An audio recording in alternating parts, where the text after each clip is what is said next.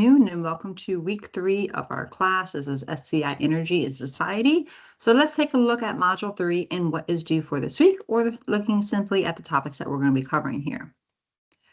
So module 3 is going to take a look at coal and natural gas, looking at two very important fossil fuels. So looking at how they play into our energy mix and where do we go from here in terms of their use.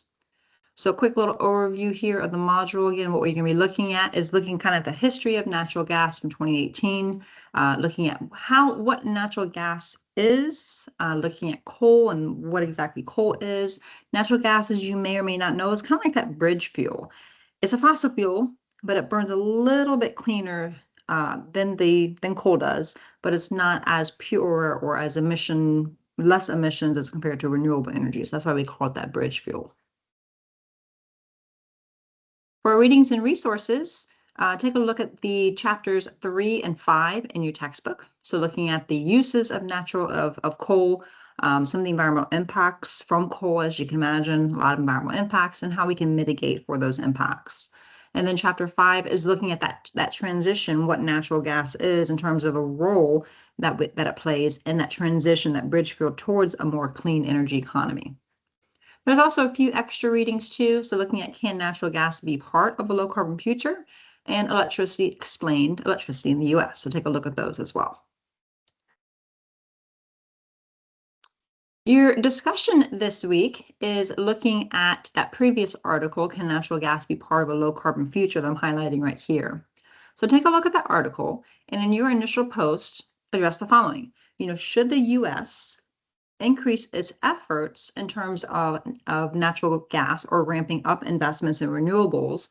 And, what does that read? Explain your reasoning, why you think that or not. And also address, do you envision a different bridge toward a sustainable, secure, low carbon future? So if it's not natural gas, what is going to be that bridge for that newer, that carbon energy future here? So consider some of the environmental and cost trade-offs of your choice. Keep a few details in mind, looking at power plants, longevity in terms of how long they last for. Some statistics here about natural gas, some pricing as well. And in your response post, you're going to comment on your thoughts as it relates to the use of natural gas. What did you find interesting? Did you learn something from the post? Do you agree? Why or why not? Remember, be respectful. It's okay to agree to disagree, and your responses are due by this Sunday. And the only other thing is going to be the milestone 1. So if you click on guidelines and rubrics, I have it right here. And this is what you're going to be addressing in milestone 1. So you're going to talk about the historical energy mix, so 1950 to 2010. You're going to describe the U.S. energy mix that has changed from 2010 to the present, and then some of the issues with that. So what you're going to be writing about.